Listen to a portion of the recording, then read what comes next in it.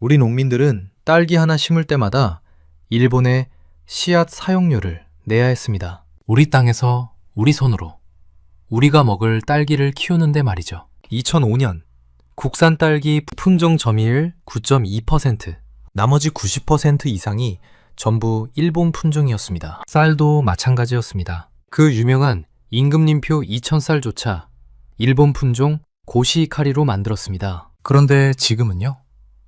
딸기 99%가 국산, 일본벼는 66%가 사라졌습니다. 도대체 이 20년 동안 무슨 일이 벌어진 걸까요? 오늘 영상에서는 세 가지 이야기를 다뤄보겠습니다. 첫 번째, 대한민국이 어떻게 종자 식민지가 되었는지. 두 번째, 어떻게 20년 만에 일본 품종을 몰아냈는지. 세 번째, 이 대역전극이 우리 경제에 어떤 영향을 미쳤는지. 숫자와 함께 누구나 쉽고 간단하게 이해할 수 있도록 정리해드리겠습니다. 그럼 바로 시작하겠습니다. 본격적인 분석에 들어가기 전에 아직 구독 안 하신 분들은 지금 구독 버튼 눌러주시면 감사하겠습니다. 이런 경제 이야기 꾸준히 전해드리고 있습니다. 자, 먼저 20년 전으로 돌아가 보겠습니다. 1997년 외환위기, IMF 사태라고 하죠. 이때 대한민국은 돈이 없어서 기업들을 헐값에 팔아야 했습니다. 그런데 이때 팔려나간 것 중에 우리가 잘 모르는 게 있습니다. 바로 종자 회사들입니다. 흥농종묘, 중앙종묘, 당시 국내 최대 종자 기업들이었습니다. 이 회사들이 다국적 기업에 넘어갔습니다. 서울종묘는 스위스 기업으로, 청주종묘는 일본 기업으로 팔려갔죠. 이게 왜 문제일까요? 종자는 그냥 씨앗이 아닙니다. 농업의 핵심 칩이에요. 스마트폰으로 비유해 볼게요. 우리나라는 세계 최고의 스마트폰을 만듭니다. 그런데 그 안에 들어가는 핵심 소프트웨어가 전부 외국산이라면 어떻게 될까요? 매번 사용료를 내야 합니다. 종자도 똑같습니다. 아무리 농사 기술이 좋아도 씨앗이 남의 것이면 매년 사용료를 내야 합니다. 이걸 로열티라고 부릅니다. 쉽게 말해서 씨앗 월세입니다. 내 땅에서 농사 짓는데 씨앗 빌린 값을 매년 내는 거예요. 그리고 우리와 기후가 비슷한 일본 품종들이 한국 농업을 장악하기 시작했습니다. 딸기를 볼까요? 2005년 기준 국내 딸기 농가의 90% 이상이 일본 품종을 재배했습니다. 장이, 육보, 이름부터 일본어죠. 아키히메, 레드펄을 한국식으로 부른 겁니다. 농민들은 이 품종을 쓸 때마다 일본에 로열티를 내야 했습니다. 벼도 마찬가지였습니다. 고시이카리, 추청, 들어보셨죠? 전부 일본 품종입니다. 추청의 원래 이름은 아키바레입니다. 임금님표 2000쌀, 대한민국 최고급 쌀 브랜드죠? 그런데 이 쌀의 원료가 일본 품종 고시이카리였습니다. 아이러니하죠. 2017년 기준 일본 벼 재배 면적이 82,952헥타르였습니다. 전체의 약 11%가 일본 품종이었어요. 숫자로 보면 작아 보일 수 있지만 문제는 이게 고급 쌀 시장을 장악하고 있었다는 겁니다. 비싼 쌀, 프리미엄 쌀은 거의 다 일본 품종이었습니다. 배는 더 심각했습니다. 국내 배 재배 면적의 80% 이상이 일본 품종 신고였습니다. 감귤도 96%가 일본 품종 궁천 조생이었고요. 그러면 로열티가 얼마나 나갔을까요? 최근 5년간 해외에 지불한 종자 로열티 총액이 454억 원입니다. 454억 원. 이게 많은 걸까요? 적은 걸까요? 여기서 반전이 있습니다. 이 454억 원이 많이 줄어든 금액이라는 겁니다. 과거에는 이보다 훨씬 많았습니다. 특히 딸기, 벼 같은 주요 작물에서 로열티가 매년 수백억 원씩 빠져나갔습니다. 그런데 지금은 딸기 로열티가 거의 제로에 가깝습니다. 왜 그럴까요? 바로 국산화에 성공했기 때문입니다. 이제부터 그 이야기를 해보겠습니다. 정리해보면 20년 전 대한민국 농업은 종자 식민지나 다름없었습니다. 내 땅에서 농사 지으면서 남의 씨앗 빌려 쓰고 매년 월세 내는 구조였어요. 그런데 이걸 바꾼 사람들이 있습니다. 자, 이제 대역전극의 시작입니다. 딸기부터 보겠습니다. 2002년 충남 논산에 딸기 연구소가 생겼습니다. 목표는 하나, 일본 품종을 대체할 국산 딸기를 만들자. 연구원들이 밤잠을 줄여가며 연구했습니다. 그리고 2002년 첫 번째 국산 품종이 탄생합니다. 이름은 매향. 매향은 과육이 단단해서 오래 보관할 수 있었습니다. 수출용으로 딱이었죠. 동남아 시장을 뚫기 시작했습니다. 하지만 매양은 재배가 까다로웠습니다. 농민들이 쉽게 키우기 어려웠어요. 국내 시장 점령에는 한계가 있었습니다. 그래서 연구원들이 다시 도전했습니다. 그리고 2005년 대한민국 딸기 역사를 바꾼 품종이 등장합니다. 바로 설향입니다. 설향이 왜 대단할까요?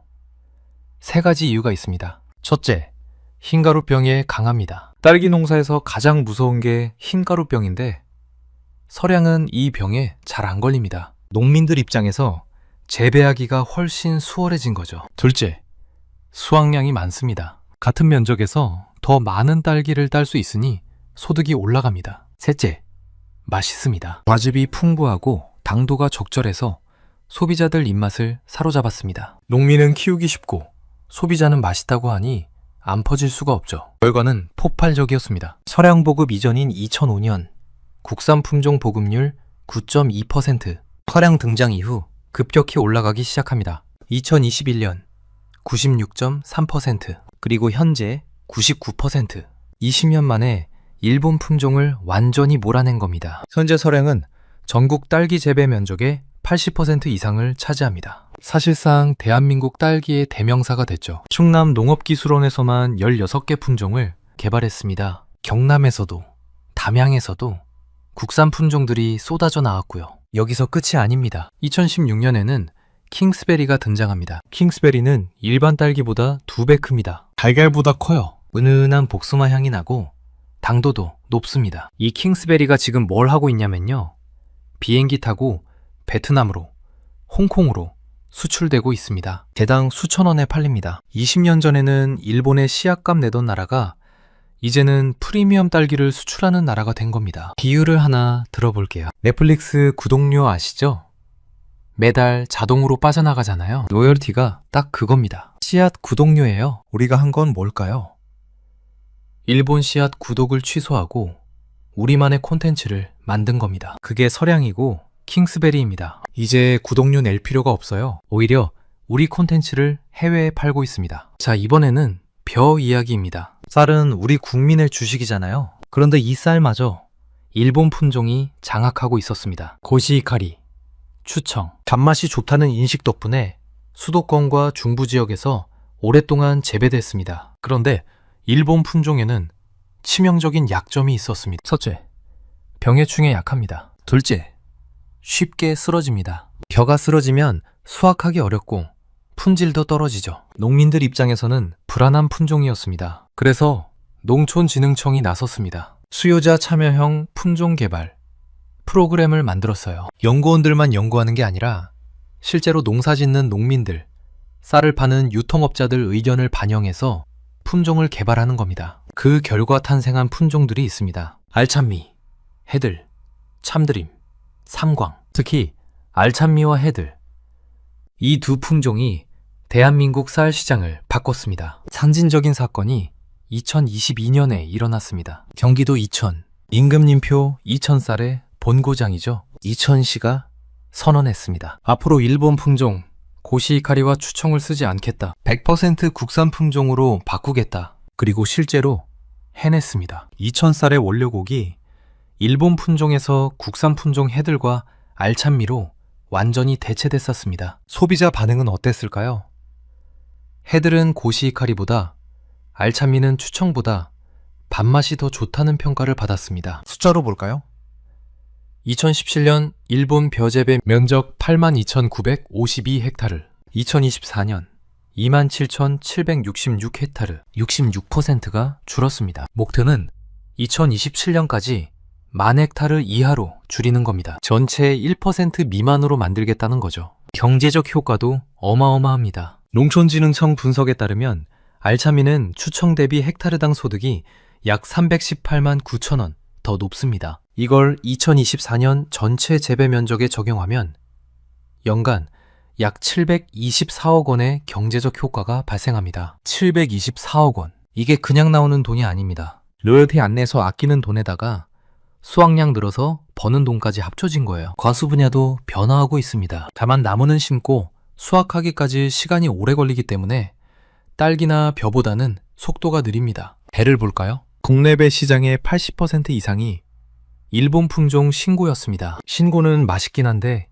문제가 있었어요. 숙기가 늦습니다. 쉽게 말해 익는 시기가 늦어요. 추석이 이른 해에는 배가 안 익어서 호르몬 처리를 해야 했습니다. 억지로 빨리 익게 만드는 거죠. 그래서 개발된 국산 품종이 신화와 창조입니다. 신고보다 당도가 높고 숙기가 2주나 빠릅니다. 추석 명절 시장을 안정적으로 공략할 수 있게 됐죠. 감귤도 마찬가지입니다. 제주 감귤의 96%가 일본 품종 궁천 조생이었습니다. 최근 국산 품종 하레 조생이 주목받고 있습니다. 당도가 높고 품질이 우수해서 농가들 사이에서 입소문이 나고 있어요. 가을향, 윈터 프린스 같은 국산 만감류도 개발됐습니다. 레드향, 천혜향, 이것도 원래 일본 품종 기반인데 이 시장에도 국산 품종들이 도전장을 내밀고 있습니다. 양파도 빼놓을 수 없습니다. 양파 종자는 일본 기업들이 시장을 장악하고 있었는데 종자값이 비싸기로 유명했습니다. 최근 킹콩, 스피드원, 맵시 같은 국산 양파 품종들이 개발됐습니다. 제주에서는 싱싱볼이라는 조기수확형 국산 양파도 나왔고요. 버섯은 로열티 지출이 가장 많았던 품목 중 하나였습니다. 최근 5년간 버섯 로열티만 159억 5천만 원이 해외로 나갔습니다. 하지만 국산 양송이, 팽이버섯 품종들이 개발되면서 점유율이 점점 올라가고 있습니다. 수산물도 빠질 수 없죠. 김, 바다의 반도체라고 불립니다. 대한민국 수산물 수출 1위 품목이에요. 과거에는 김 종자도 일본 영향을 받았지만 지금은 국산 종자가 완전히 자리 잡았습니다. 2023년 기준 김 생산 금액만 약 6,300억 원입니다. 여기서 잠깐, 왜 이런 국산화가 가능했을까요?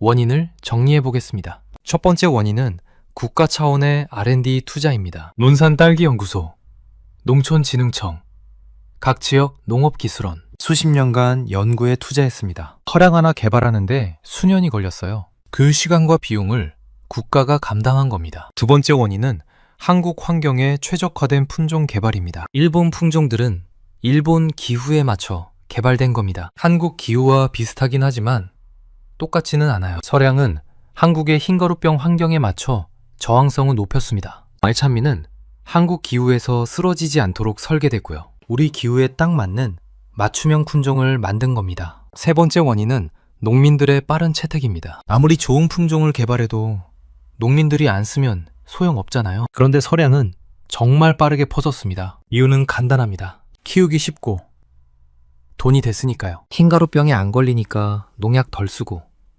수확량 많으니까 소득이 늘고 농민들이 자발적으로 바꾼 겁니다. 네 번째 원인은 수출 성공으로 인한 선순환입니다. 킹스베리가 베트남에서 개당 수천 원에 팔리면 어떻게 될까요? 다른 농가들도 국산 품종에 관심을 갖게 됩니다. 국산 품종 재배가 늘어나고 연구 투자도 더 늘어나는 선순환이 만들어진 거죠. 자, 여기까지 들으면 다 좋은 이야기 같죠? 그런데 우리가 반드시 기억해야 할 교훈이 있습니다. 바로 샤인머스켓 이야기입니다. 샤인머스켓 들어보셨죠? 달콤하고 껍질째 먹을 수 있는 청포도. 한때 포도계의 에르메스라고 불렸습니다. 그런데 샤인머스켓은 일본 품종입니다. 다만 일본이 한국에 품종 등록을 안 해서 로열티 없이 재배할 수 있었어요. 그래서 어떻게 됐을까요? 농가들이 너도 나도 샤인머스켓을 심기 시작했습니다. 2017년 재배 면적 비중 4%, 2024년 44%, 7년 만에 11배가 늘었습니다. 결과는요, 공급 과잉입니다. 너무 많이 심으니까 물량이 쏟아져 나왔고 가격이 폭락했습니다. 한때 킬로당 2만 원이 넘던 샤인머스켓이 지금은 거봉보다 싸게 팔리기도 합니다. 최근 3년 만에 가격이 반토막 났어요. 더 큰 문제는 품질 저하입니다. 빨리 팔려고 덜 익은 걸 출하하거나 너무 많이 달리게 해서 당도가 떨어지는 경우가 많아졌어요. 소비자들이 비싼 돈 주고 샀는데 맛이 없으니까 실망하죠. 브랜드 가치가 추락하는 겁니다. 샤인머스켓 사례가 주는 교훈은 명확합니다. 품종 국산화도 중요하지만 품질 관리와 수급 조절이 함께 가야 합니다. 그렇지 않으면 성공이 독이 될 수 있어요. 다행히 딸기는 이런 문제가 덜합니다. 품종이 다양하고 서량 외에도 킹스베리, 비타베리 등 다양한 선택지가 있으니까요. 그래도 경계는 필요합니다. 앞으로의 전망은 어떨까요? 대한민국 종자 산업은 이제 추격자에서 선도자로 변신하고 있습니다. 주목할 키워드는 디지털 6종입니다. 전통적인 품종 개발은 10년 이상 걸립니다. 씨앗 뿌리고, 키우고, 특성 확인하고, 다시 교배하고, 이 과정을 수십 번 반복해야 해요. 그런데 빅데이터와 인공지능을 활용하면 이 기간을 절반 이상 줄일 수 있습니다. 유전자 정보를 분석해서 어떤 특성이 나올지 미리 예측하는 거죠. 기후변화 대응도 중요합니다. 지구가 더워지면서 재배 지도가 바뀌고 있어요. 예전에는 제주에서만 나던 감귤이 이제 전남에서도 나옵니다. 폭염에 강한 벼, 물이 적어도 잘 자라는 채소. 이런 기후위기 대응 품종 개발이 국가 식량 안보와 직결됩니다. 심지어 메탄 배출을 줄이는 벼 품종도 연구 중입니다. 탄소 중립 농업의 핵심이 될 수 있어요. 정리해 보겠습니다. 20년 전 대한민국 농업은 종자 식민지였습니다. 딸기의 90%가 일본 품종, 프리미엄 쌀도 일본 품종, 배, 감귤, 양파 할 것 없이 일본 씨앗에 의존했습니다. 매년 수백억 원의 로열티가 빠져나갔습니다. 그런데 20년간의 사투 끝에 판이 뒤집혔습니다. 딸기 국산화율 99%, 일본 벼 66% 감소, 로열티 지출 매년 감소. 이제는 우리 딸기가 비행기 타고 해외로 수출됩니다. 씨앗값 내던 나라에서 씨앗 파는 나라로 변한 겁니다. 여러분은 마트에서 딸기를 고를 때 품종을 확인해 보신 적 있으신가요? 서량, 킹스베리, 금실, 이제는 전부 국산입니다. 20년 전에는 상상도 못했던 일이에요. 이 변화의 뒤에는 연구원들의 밤샘 연구, 과감하게 품종을 바꾼 농민들, 그리고 국가의 지속적인 투자가 있었습니다. 씨앗 하나가 농업을 바꾸고 농업이 경제를 바꿉니다. 종자 주권, 이건 그냥 자존심 문제가 아닙니다. 식량 안보이자 경제 독립입니다. 여러분은 종자 국산화에 대해 어떻게 생각하시나요? 혹시 마트에서 국산 품종 농산물을 의식적으로 선택해 보신 적 있으신지 댓글로 의견 나눠주시면 감사하겠습니다. 오늘 영상은 여기까지입니다. 긴 영상 시청해주셔서 감사합니다. 구독과 좋아요 한 번씩만 눌러주시면 정말 큰 힘이 됩니다. 우리 농민들은 딸기 하나 심을 때마다 일본의 씨앗 사용료를 내야 했습니다. 우리 땅에서 우리 손으로 우리가 먹을 딸기를 키우는데 말이죠. 2005년 국산 딸기 품종 점유율 9.2%, 나머지 90% 이상이 전부 일본 품종이었습니다. 쌀도 마찬가지였습니다. 그 유명한 임금님표 2000쌀조차 일본 품종 고시이카리로 만들었습니다. 그런데 지금은요?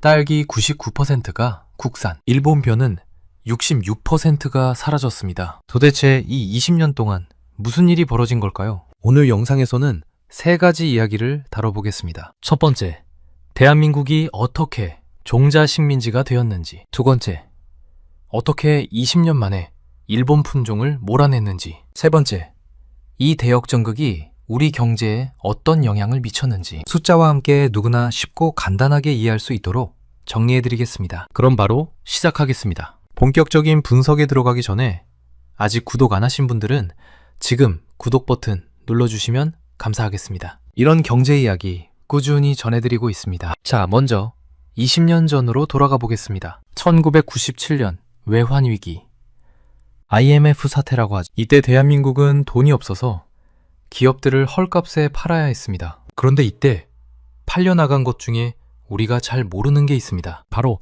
종자 회사들입니다. 흥농종묘, 중앙종묘, 당시 국내 최대 종자 기업들이었습니다. 이 회사들이 다국적 기업에 넘어갔습니다. 서울종묘는 스위스 기업으로, 청주종묘는 일본 기업으로 팔려갔죠. 이게 왜 문제일까요? 종자는 그냥 씨앗이 아닙니다. 농업의 핵심 칩이에요. 스마트폰으로 비유해 볼게요. 우리나라는 세계 최고의 스마트폰을 만듭니다. 그런데 그 안에 들어가는 핵심 소프트웨어가 전부 외국산이라면 어떻게 될까요? 매번 사용료를 내야 합니다. 종자도 똑같습니다. 아무리 농사 기술이 좋아도 씨앗이 남의 것이면 매년 사용료를 내야 합니다. 이걸 로열티라고 부릅니다. 쉽게 말해서 씨앗 월세입니다. 내 땅에서 농사 짓는데 씨앗 빌린 값을 매년 내는 거예요. 그리고 우리와 기후가 비슷한 일본 품종들이 한국 농업을 장악하기 시작했습니다. 딸기를 볼까요? 2005년 기준 국내 딸기 농가의 90% 이상이 일본 품종을 재배했습니다. 장이, 육보, 이름부터 일본어죠. 아키히메, 레드펄을 한국식으로 부른 겁니다. 농민들은 이 품종을 쓸 때마다 일본에 로열티를 내야 했습니다. 벼도 마찬가지였습니다. 고시이카리, 추청, 들어보셨죠? 전부 일본 품종입니다. 수청의 원래 이름은 아키바레입니다. 임금님표 2000쌀, 대한민국 최고급 쌀 브랜드죠? 그런데 이 쌀의 원료가 일본 품종 고시이카리였습니다. 아이러니하죠. 2017년 기준 일본 벼 재배 면적이 82,952헥타르였습니다. 전체의 약 11%가 일본 품종이었어요. 숫자로 보면 작아 보일 수 있지만 문제는 이게 고급 쌀 시장을 장악하고 있었다는 겁니다. 비싼 쌀, 프리미엄 쌀은 거의 다 일본 품종이었습니다. 배는 더 심각했습니다. 국내 배 재배 면적의 80% 이상이 일본 품종 신고였습니다. 감귤도 96%가 일본 품종 궁천 조생이었고요. 그러면 로열티가 얼마나 나갔을까요? 최근 5년간 해외에 지불한 종자 로열티 총액이 454억 원입니다. 454억 원. 이게 많은 걸까요? 적은 걸까요? 여기서 반전이 있습니다. 이 454억 원이 많이 줄어든 금액이라는 겁니다. 과거에는 이보다 훨씬 많았습니다. 특히 딸기, 벼 같은 주요 작물에서 로열티가 매년 수백억 원씩 빠져나갔습니다. 그런데 지금은 딸기 로열티가 거의 제로에 가깝습니다. 왜 그럴까요? 바로 국산화에 성공했기 때문입니다. 이제부터 그 이야기를 해보겠습니다. 정리해보면 20년 전 대한민국 농업은 종자 식민지나 다름없었습니다. 내 땅에서 농사 지으면서 남의 씨앗 빌려 쓰고 매년 월세 내는 구조였어요. 그런데 이걸 바꾼 사람들이 있습니다. 자, 이제 대역전극의 시작입니다. 딸기부터 보겠습니다. 2002년 충남 논산에 딸기 연구소가 생겼습니다. 목표는 하나, 일본 품종을 대체할 국산 딸기를 만들자. 연구원들이 밤잠을 줄여가며 연구했습니다. 그리고 2002년 첫 번째 국산 품종이 탄생합니다. 이름은 매향. 매향은 과육이 단단해서 오래 보관할 수 있었습니다. 수출용으로 딱이었죠. 동남아 시장을 뚫기 시작했습니다. 하지만 매향은 재배가 까다로웠습니다. 농민들이 쉽게 키우기 어려웠어요. 국내 시장 점령에는 한계가 있었습니다. 그래서 연구원들이 다시 도전했습니다. 그리고 2005년 대한민국 딸기 역사를 바꾼 품종이 등장합니다. 바로 설향입니다. 설향이 왜 대단할까요? 세 가지 이유가 있습니다. 첫째, 흰가루병에 강합니다. 딸기 농사에서 가장 무서운 게 흰가루병인데 설향은 이 병에 잘 안 걸립니다. 농민들 입장에서 재배하기가 훨씬 수월해진 거죠. 둘째, 수확량이 많습니다. 같은 면적에서 더 많은 딸기를 딸 수 있으니 소득이 올라갑니다. 셋째, 맛있습니다. 과즙이 풍부하고 당도가 적절해서 소비자들 입맛을 사로잡았습니다. 농민은 키우기 쉽고 소비자는 맛있다고 하니 안 퍼질 수가 없죠. 결과는 폭발적이었습니다. 설향 보급 이전인 2005년 국산 품종 보급률 9.2%, 설향 등장 이후 급격히 올라가기 시작합니다. 2021년 96.3%, 그리고 현재 99%. 20년 만에 일본 품종을 완전히 몰아낸 겁니다. 현재 설향은 전국 딸기 재배 면적의 80% 이상을 차지합니다. 사실상 대한민국 딸기의 대명사가 됐죠. 충남 농업기술원에서만 16개 품종을 개발했습니다. 경남에서도 담양에서도 국산 품종들이 쏟아져 나왔고요. 여기서 끝이 아닙니다. 2016년에는 킹스베리가 등장합니다. 킹스베리는 일반 딸기보다 2배 큽니다. 달걀보다 커요. 은은한 복숭아 향이 나고 당도도 높습니다. 이 킹스베리가 지금 뭘 하고 있냐면요, 비행기 타고 베트남으로, 홍콩으로 수출되고 있습니다. 개당 수천 원에 팔립니다. 20년 전에는 일본에 씨앗값 내던 나라가 이제는 프리미엄 딸기를 수출하는 나라가 된 겁니다. 비유를 하나 들어볼게요. 넷플릭스 구독료 아시죠? 매달 자동으로 빠져나가잖아요. 로열티가 딱 그겁니다. 씨앗 구독료예요. 우리가 한 건 뭘까요? 일본 씨앗 구독을 취소하고 우리만의 콘텐츠를 만든 겁니다. 그게 설향이고 킹스베리입니다. 이제 구독료 낼 필요가 없어요. 오히려 우리 콘텐츠를 해외에 팔고 있습니다. 자, 이번에는 벼 이야기입니다. 쌀은 우리 국민의 주식이잖아요. 그런데 이 쌀마저 일본 품종이 장악하고 있었습니다. 고시이카리, 추청, 단맛이 좋다는 인식 덕분에 수도권과 중부 지역에서 오랫동안 재배됐습니다. 그런데 일본 품종에는 치명적인 약점이 있었습니다. 첫째, 병해충에 약합니다. 둘째, 쉽게 쓰러집니다. 벼가 쓰러지면 수확하기 어렵고 품질도 떨어지죠. 농민들 입장에서는 불안한 품종이었습니다. 그래서 농촌진흥청이 나섰습니다. 수요자 참여형 품종 개발 프로그램을 만들었어요. 연구원들만 연구하는 게 아니라 실제로 농사 짓는 농민들, 쌀을 파는 유통업자들 의견을 반영해서 품종을 개발하는 겁니다. 그 결과 탄생한 품종들이 있습니다. 알찬미, 해들, 참드림, 삼광. 특히 알찬미와 해들, 이 두 품종이 대한민국 쌀 시장을 바꿨습니다. 상징적인 사건이 2022년에 일어났습니다. 경기도 이천, 임금님표 이천쌀의 본고장이죠. 이천시가 선언했습니다. 앞으로 일본 품종 고시이카리와 추청을 쓰지 않겠다. 100% 국산 품종으로 바꾸겠다. 그리고 실제로 해냈습니다. 이천쌀의 원료곡이 일본 품종에서 국산 품종 해들과 알찬미로 완전히 대체됐었습니다. 소비자 반응은 어땠을까요? 해들은 고시이카리보다, 알찬미는 추청보다 밥맛이 더 좋다는 평가를 받았습니다. 숫자로 볼까요?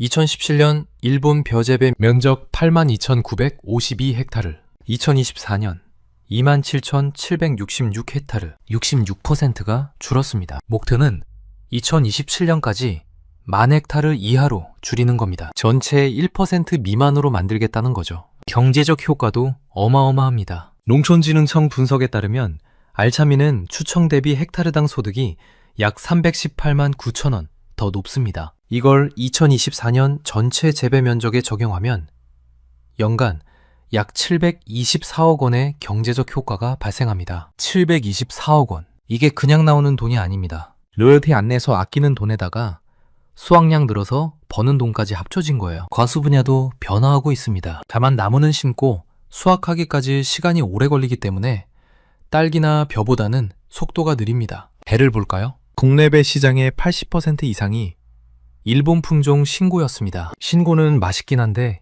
문제가 있었어요. 숙기가 늦습니다. 쉽게 말해 익는 시기가 늦어요. 추석이 이른 해에는 배가 안 익어서 호르몬 처리를 해야 했습니다. 억지로 빨리 익게 만드는 거죠. 그래서 개발된 국산 품종이 신화와 창조입니다. 신고보다 당도가 높고 숙기가 2주나 빠릅니다. 추석 명절 시장을 안정적으로 공략할 수 있게 됐죠. 감귤도 마찬가지입니다. 제주 감귤의 96%가 일본 품종 궁천 조생이었습니다. 최근 국산 품종 하레 조생이 주목받고 있습니다. 당도가 높고 품질이 우수해서 농가들 사이에서 입소문이 나고 있어요. 가을향, 윈터프린스 같은 국산 만감류도 개발됐습니다. 레드향, 천혜향, 이것도 원래 일본 품종 기반인데 이 시장에도 국산 품종들이 도전장을 내밀고 있습니다. 양파도 빼놓을 수 없습니다. 양파 종자는 일본 기업들이 시장을 장악하고 있었는데 종자값이 비싸기로 유명했습니다. 최근 킹콩,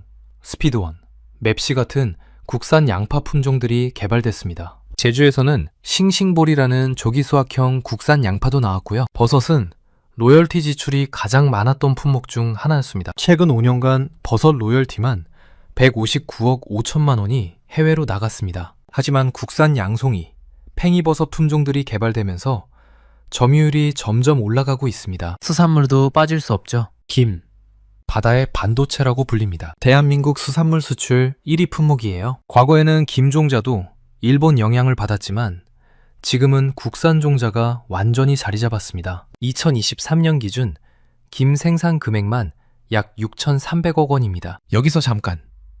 왜 이런 국산화가 가능했을까요? 원인을 정리해 보겠습니다. 첫 번째 원인은 국가 차원의 R&D 투자입니다. 논산딸기연구소, 농촌진흥청, 각 지역 농업기술원, 수십 년간 연구에 투자했습니다. 허량 하나 개발하는데 수년이 걸렸어요. 그 시간과 비용을 국가가 감당한 겁니다. 두 번째 원인은 한국 환경에 최적화된 품종 개발입니다. 일본 품종들은 일본 기후에 맞춰 개발된 겁니다. 한국 기후와 비슷하긴 하지만 똑같지는 않아요. 서량은 한국의 흰가루병 환경에 맞춰 저항성을 높였습니다. 말찬미는 한국 기후에서 쓰러지지 않도록 설계됐고요. 우리 기후에 딱 맞는 맞춤형 품종을 만든 겁니다. 세 번째 원인은 농민들의 빠른 채택입니다. 아무리 좋은 품종을 개발해도 농민들이 안 쓰면 소용없잖아요. 그런데 설양은 정말 빠르게 퍼졌습니다. 이유는 간단합니다. 키우기 쉽고 돈이 됐으니까요. 흰가루병에 안 걸리니까 농약 덜 쓰고 수확량 많으니까 소득이 늘고 농민들이 자발적으로 바꾼 겁니다. 네 번째 원인은 수출 성공으로 인한 선순환입니다. 킹스베리가 베트남에서 개당 수천 원에 팔리면 어떻게 될까요? 다른 농가들도 국산 품종에 관심을 갖게 됩니다. 국산 품종 재배가 늘어나고 연구 투자도 더 늘어나는 선순환이 만들어진 거죠. 자, 여기까지 들으면 다 좋은 이야기 같죠?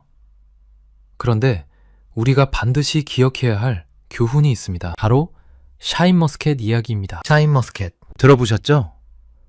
달콤하고 껍질째 먹을 수 있는 청포도. 한때 포도계의 에르메스라고 불렸습니다. 그런데 샤인머스켓은 일본 품종입니다. 다만 일본이 한국에 품종 등록을 안 해서 로열티 없이 재배할 수 있었어요. 그래서 어떻게 됐을까요?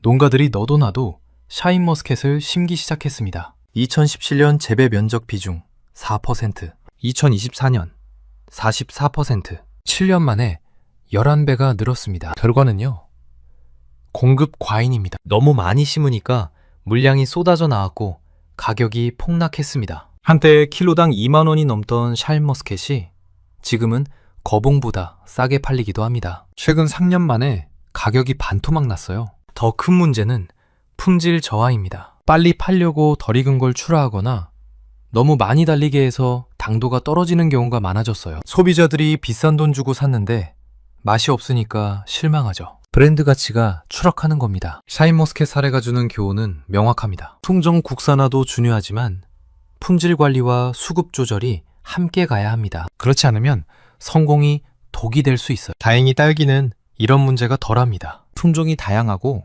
설양 외에도 킹스베리, 비타베리 등 다양한 선택지가 있으니까요. 그래도 경계는 필요합니다. 앞으로의 전망은 어떨까요? 대한민국 종자 산업은 이제 추격자에서 선도자로 변신하고 있습니다. 주목할 키워드는 디지털 6종입니다. 전통적인 품종 개발은 10년 이상 걸립니다. 씨앗 뿌리고, 키우고, 특성 확인하고, 다시 교배하고, 이 과정을 수십 번 반복해야 해요. 그런데 빅데이터와 인공지능을 활용하면 이 기간을 절반 이상 줄일 수 있습니다. 유전자 정보를 분석해서 어떤 특성이 나올지 미리 예측하는 거죠. 기후변화 대응도 중요합니다. 지구가 더워지면서 재배 지도가 바뀌고 있어요. 예전에는 제주에서만 나던 감귤이 이제 전남에서도 나옵니다. 폭염에 강한 벼, 물이 적어도 잘 자라는 채소. 이런 기후위기 대응 품종 개발이 국가 식량 안보와 직결됩니다. 심지어 메탄 배출을 줄이는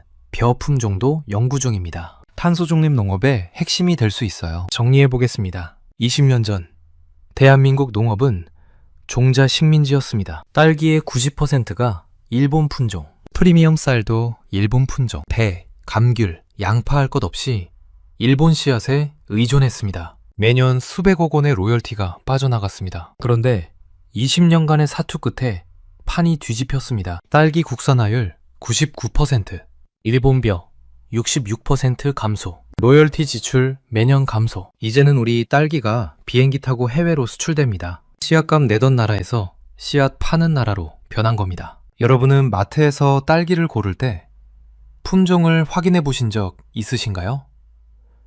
설양, 킹스베리, 금실, 이제는 전부 국산입니다. 20년 전에는 상상도 못했던 일이에요. 이 변화의 뒤에는 연구원들의 밤샘 연구, 과감하게 품종을 바꾼 농민들, 그리고 국가의 지속적인 투자가 있었습니다. 씨앗 하나가 농업을 바꾸고 농업이 경제를 바꿉니다. 종자 주권, 이건 그냥 자존심 문제가 아닙니다. 식량 안보이자 경제 독립입니다. 여러분은 종자 국산화에 대해 어떻게 생각하시나요?